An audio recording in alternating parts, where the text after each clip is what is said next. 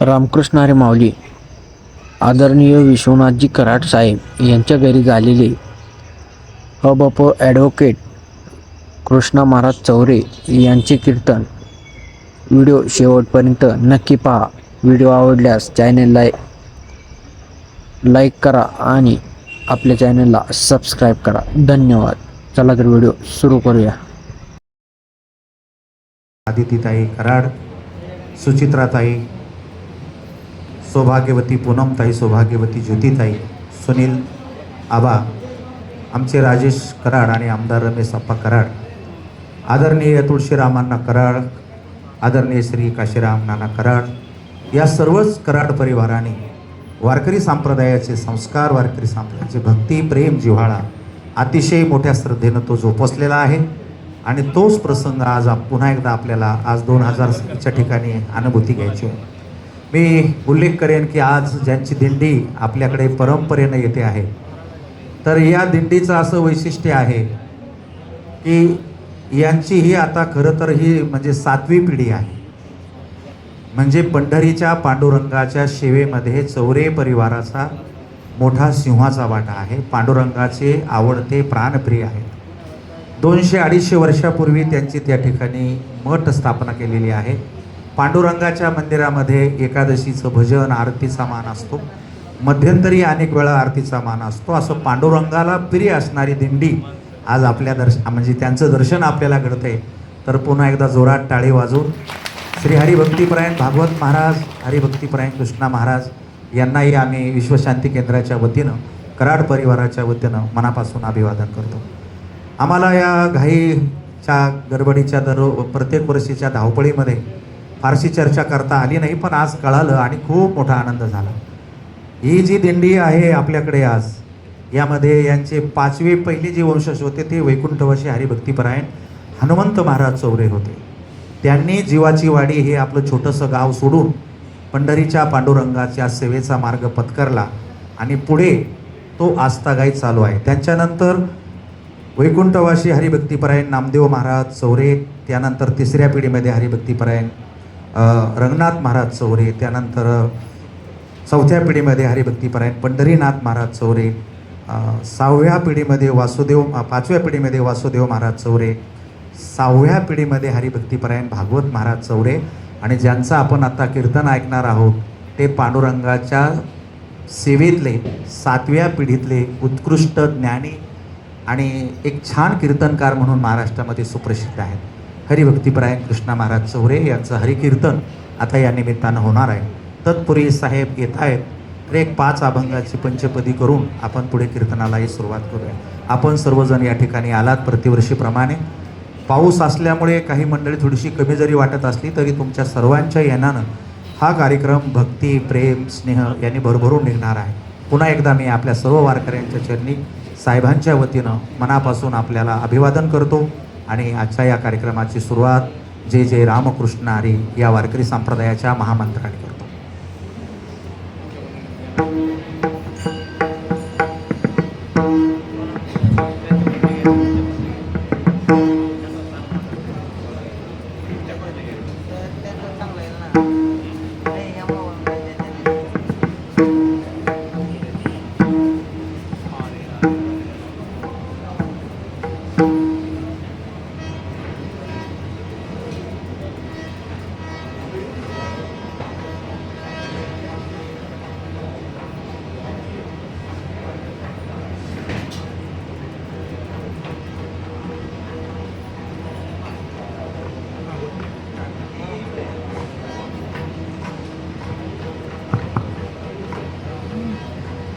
थोडासा बेस द्यावा, मागच्या साऊंडला आवाज दिला तरी चालेल.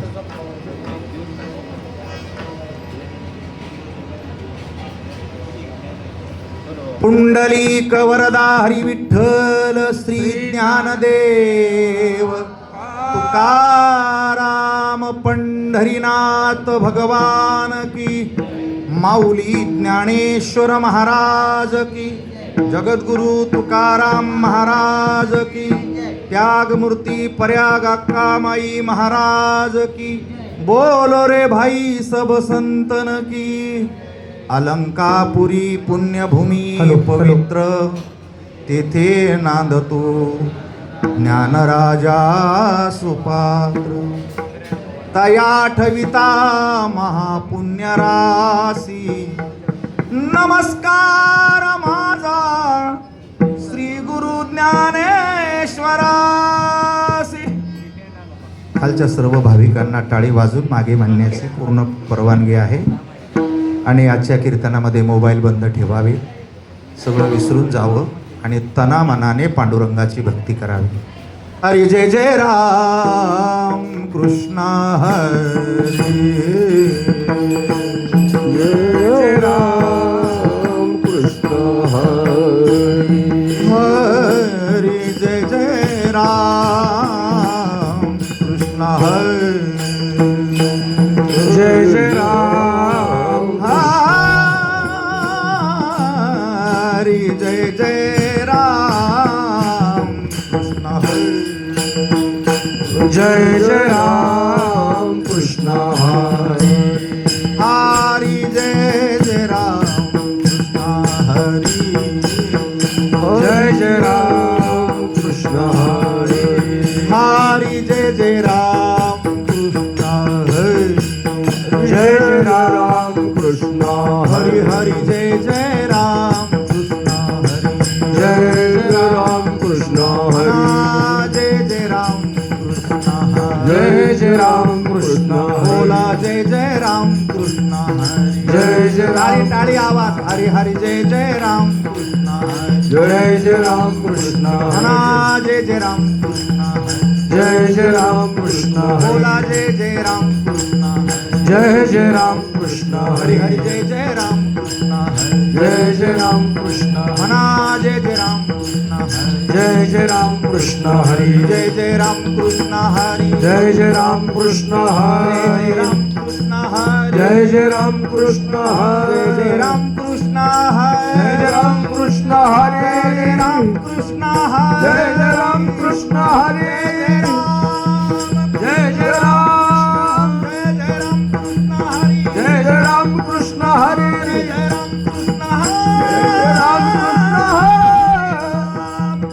हरी जय जय राम कृष्ण हरी. जय जय राम कृष्ण हरी जय जय राम कृष्ण हरी. जय जय राम कृष्ण हरी जय जय राम कृष्ण हरी. जय जय राम कृष्ण जय जय राम कृष्ण हरी. बोला जय जय राम कृष्ण जय जय राम कृष्ण हरी हरी. हरी जय जय राम कृष्ण जय जय राम कृष्ण हरी. जय जय राम कृष्ण जय जय राम कृष्ण हरी हरी. जय जय राम कृष्ण जय जय राम कृष्ण हरी. जय जय राम कृष्ण जय जय राम कृष्ण हरी.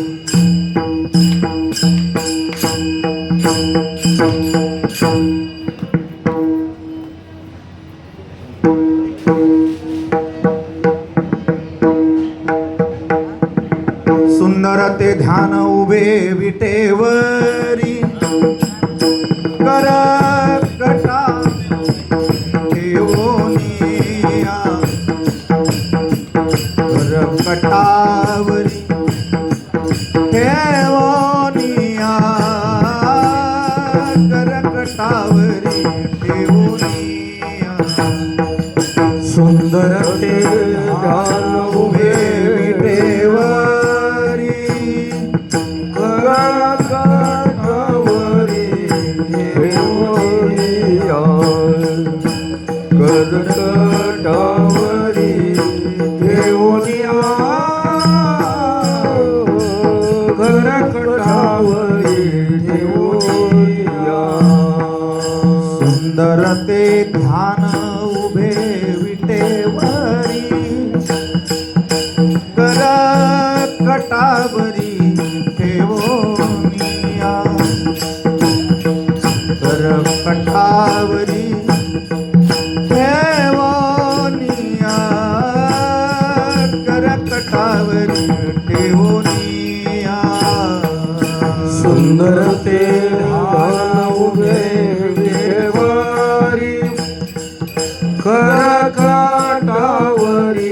ठेवोनिया. करकटावरी ठेवोनिया.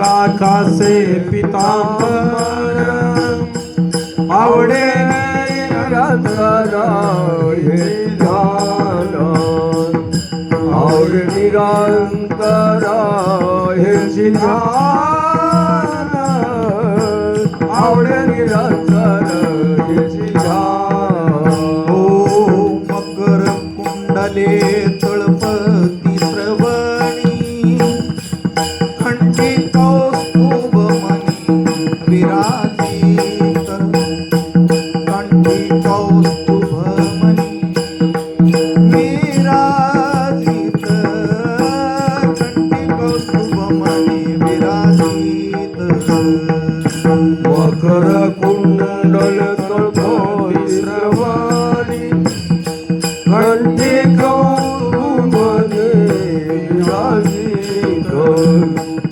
कंठी कौस्तुभमणी विराजित कंठी कौस्तुभमणी विराजित तुळसी हार गळा कासे पितांबर तुळसी हार गळा कासे पितांबर तुळसी हार गळा कासे पितांबर तुळसी हार गळा कासे पितांबर तुळसी हार गळा कासे पितांबर आवडे निरंतर कुंडली कवरदारी हरी विठ्ठल श्री ज्ञानदेव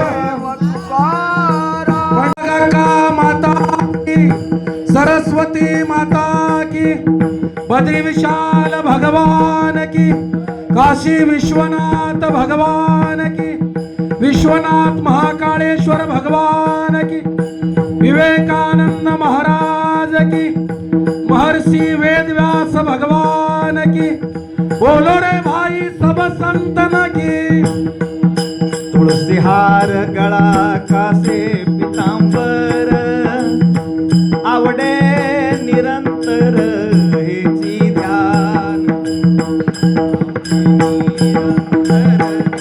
हेची ध्यान आवडे निरंतर तुळसी हार गळा कासे पितांबर आवडे निरंतर हेची ध्यान आवडे निरंतर हेची ध्यान आवडे निरंतर हेची ध्यान तुका मने माझे हेची सर्वसू तुका म्हणे माझे हेची सर्व सुख कामने माझे हेची सर्वसू तुका म्हणे माझे हेची सर्व सुख पाहिनसी मुख आवडीने पाहिनसी मुख आवडीने तुळसी हार गळा कासे पितांबर तुळसी हार गळा कासे पितांबर पाहिन श्रीमुख आवडीने पाहिन श्रीमुख आवडीने तुळसी हार गळा कासे पितांबर तुळसी हार गळा कासे पितांबर आवडे निरंतर हेची ध्यान आवडे निरंतर हेची ध्यान तुळसी हारा गळा कासे पीतांबर तुळसी हारा गळा कासे पीतांबर आवडे निरंतर ह्याची ध्यान आवडे निरंतर ह्याची ध्यान तुळसी हार गळा कासे पीतांबर तुळसी हार गळा कासे पीतांबर पंढरीनाथ भगवान की जय. सज्जन हो, कालचक्रामध्ये कालप्रवाहामध्ये दिवस दररोज उगवत असतो, माळवत असतो. क्षणाक्षणाला या पृथ्वीवरती अनेक जीव जन्माला येत असतात. पण काही 100 जन्माचं शुद्ध पुण्य करून विभूती म्हणून नावाला रूपाला येतात. ते आदरणीय अण्णाभाऊ, आपलं आज दर्शन झालं, यातच सर्व आयुष्याचं कुणाच्या शक्तीने, कुणाच्या युक्तीने, कुणाच्या भक्तीने पांडुरंगाचं दर्शन होतं. पण आम्हाला केवळ तुमच्या सेवेने सर्वांना बळ मिळालं. तुम्ही या ठिकाणी बसलात, खऱ्या अर्थानं पांडुरंगाची वारी आज सफल झाली. पांडुरंगाचं दर्शन झालं. माणसामध्येच देव असतो हे ज्या दिवशी कळालं ना, त्या दिवशी अख्खं जीवन सार्थक होत असतं. आपण माता सरस्वतीच्या पोटी जन्म घेतला आणि लक्ष्मीपुत्र म्हणून नांदत आहात. जगामध्ये सरस्वती आणि लक्ष्मी एका ठिकाणी नांदत नाही, पण ती भारतात पाहिजे असेल तर कराड घराण्याकडे या. इथे ज्ञान आणि लक्ष्मीचा निरंतर प्रवाह आहे. कोटी कुळाचं पुण्य घेऊ आपण 700 वर्षात आळंदीला आलेल्या कुण्याही माणसाला माऊलीच्या दारात एखादा दगड लावावा असं वाटलं नाही. आम्ही सगळेजण दररोज कीर्तनाचे पैसे घेतो, त्यातून स्वतःचे मठ, मंदिरं, प्रपंच सगळं चालवतो. पण माऊली तुकोबाच्या नावानं 1 रुपया दिला असा एकही महाराज आपल्याला सापडणार नाही. परंतु आपल्या अण्णाभाऊने इंद्रायणीच्या पवित्र तीरावरती इतका शृंगार केला, इतकं सजवलं की कुणी एखाद्या राणीलाही सजवणार नाही. इतक्या वैभवशाली परंपरेमध्ये आदरणीय भंडारा डोंगराचे अध्यक्ष बाळासाहेबजी काशी यांचं आगमन होतंय. जोरात टाळी वाजवून. हो, आता काय माऊली आणि तुकाराम महाराज एका ठिकाणी बसले अशी अनुभूती आहे. तर चला, आज दिंडी दरवर्षी येत असते, पुढेही येत राहील. पण आमच्यासाठी आजचा दिवस, कराड परिवारासाठी, MITच्या सर्वच सगळ्याजणांसाठी आज सुवर्ण क्षण आहे की तुम्ही आपल्यामध्ये अण्णाभाऊ बसून हे कीर्तन श्रवण करणार. भाग्यवान आहात कृष्णा महाराज आपण.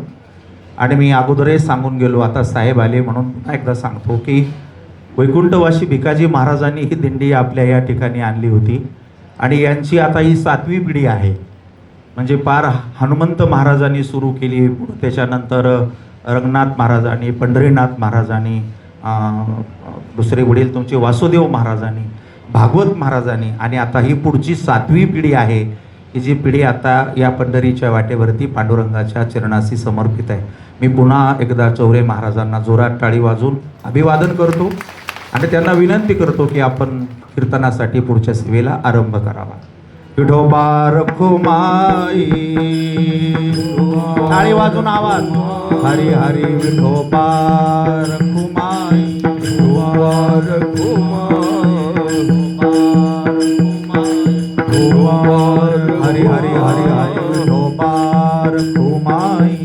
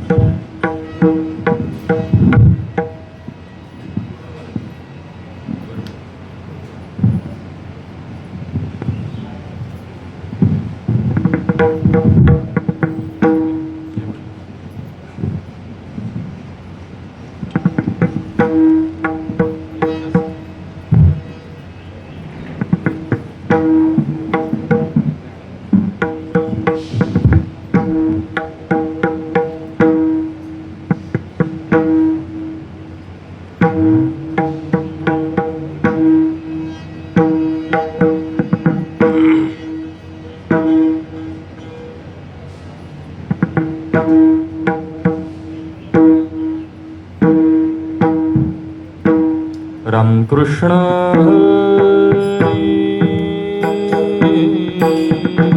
जय जय राम कृष्ण हरी जय राम कृष्ण हरी जय जय राम कृष्ण हरी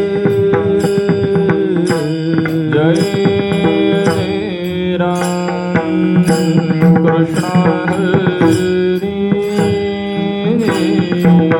जय जय राम कृष्ण हरी हरे जय जय राम कृष्ण हरे जय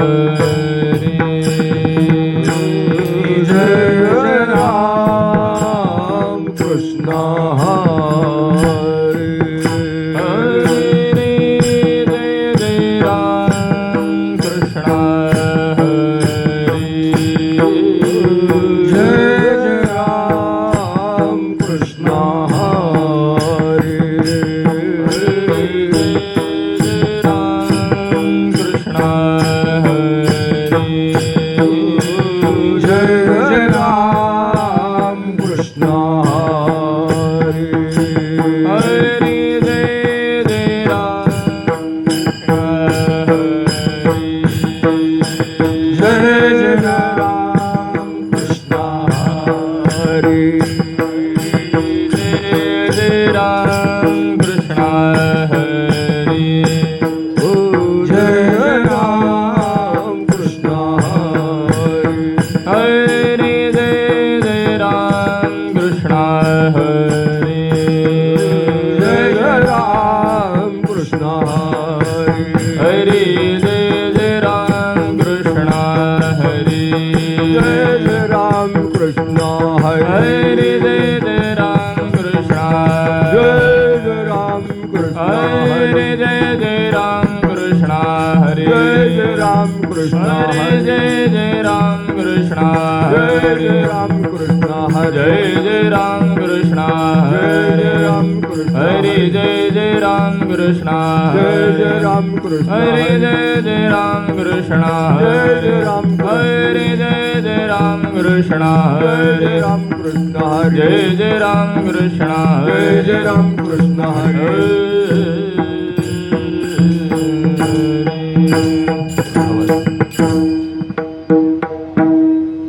हॅलो हॅलो इको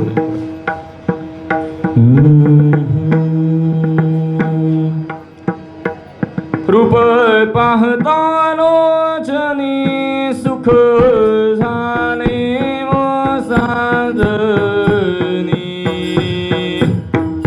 तुह विठ्ठल बरावा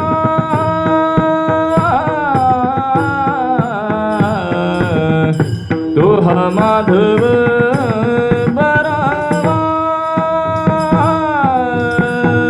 रूप पाहता काय म्हणतो? लोचनी सुख झाले झाले तो हा विठ्ठला बरवा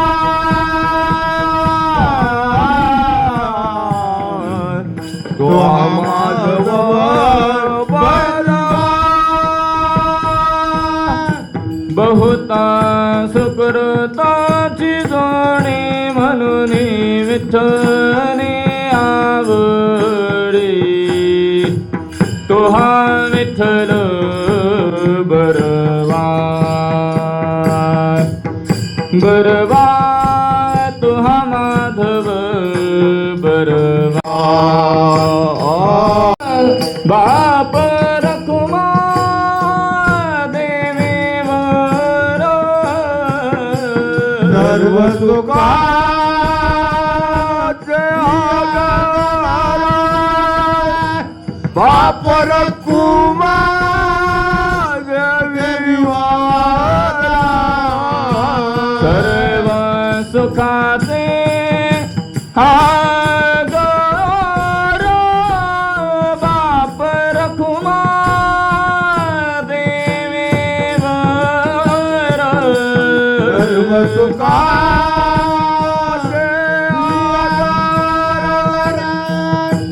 बापर कुमार विवारा सर्व सुखाचे आगर बाप रकुमा देवी बर तुहा विठ्ठल बरमा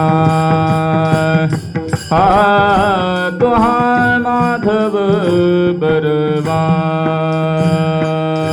सर्व दुःखाचे आगन बापर कुमार विवार तुहा विठ्ठल बरमा तुहा माधव बरमा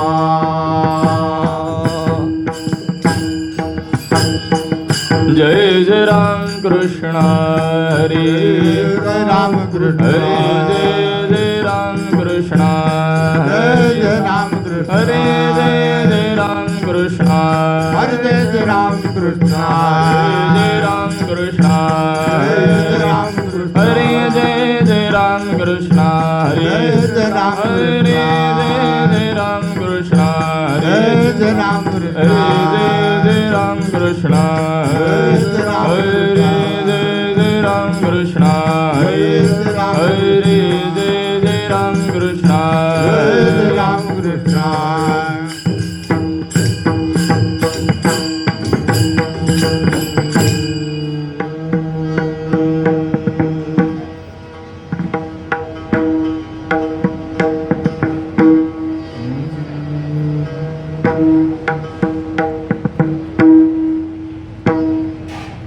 मनवोनी शरण जावे सर्व भावे देवासी सर्व भावे देवासी सर्व भावे देवासी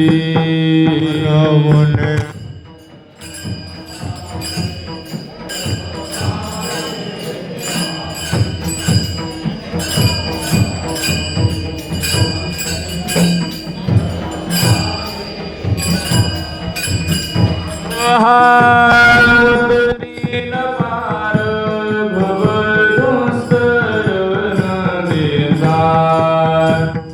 भवदुस्तर नदीचा भवदुस्तर नदीचा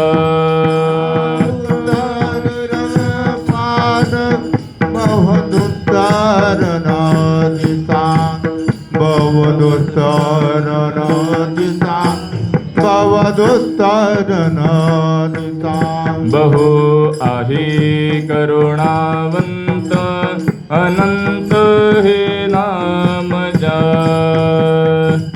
अनंत हे नाम जा अनंत हे नाम जा आहे करुणावंत अनंत हे नाम जा अनंत हे नाम जा अनंत हे नाम जा तो हा उतरील पार भवदुस्तर नदीचा भवदुस्तर नदीचा भवदुस्तर नदीचा तो हा उतरील पार भवदुस्तर नदीचा भवदुस्तर नदीचा भवदुस्तर नदीचा म्हणे साक्षी आले तरी केले प्रगट तरी केले प्रगट तरी केले प्रगट म्हणे साक्षी आले तरी केले प्रगट तरी केले प्रगट तरी केले प्रगट उतरील पार भवदुस्तर नदीचा भवदुस्तर नदीचा भवदुस्तर नदीचा उतरील पार भवदुस्तर नदीचा भवदुस्तर नदीचा भवोत्तर नदीचा विठोबा रखुमाई विठोबा रखुमाई जय विठोबा रखुमाई जय विठोबा रखुमाई जय विठोबा रखुमाई जय विठोबा रखुमाई जय विठोबा रखुमाई जय विठोबा रखुमाई जय विठोबा रखुमाई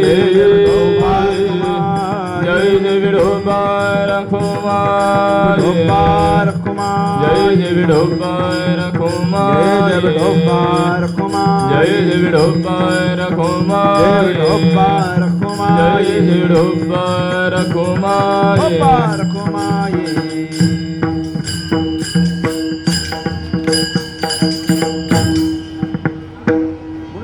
जयेश महाराज भाग्यवंत आणि आदरणीय चव्हाण महाराज.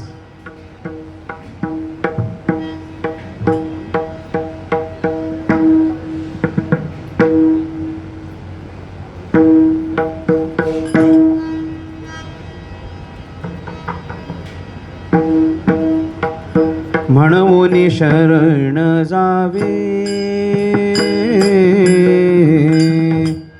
म्हणून शरण जावे हा म्हणून शरण जावे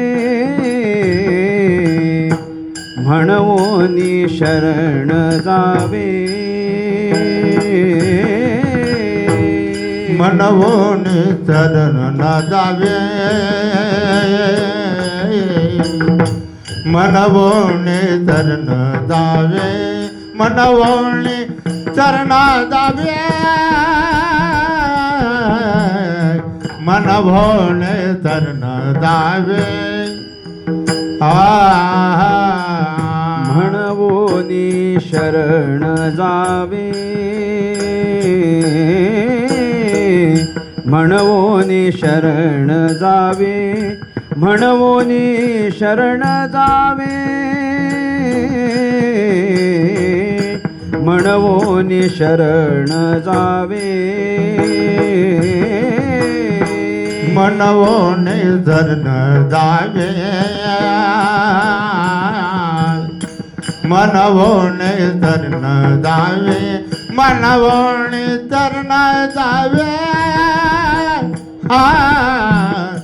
मनवून चरण जावे सर्व भावे देवासी सर्व भावे देवासी तो हा उतरील पार तो हा उतरील पार तो हा उतरील पार तो हा उतरील पार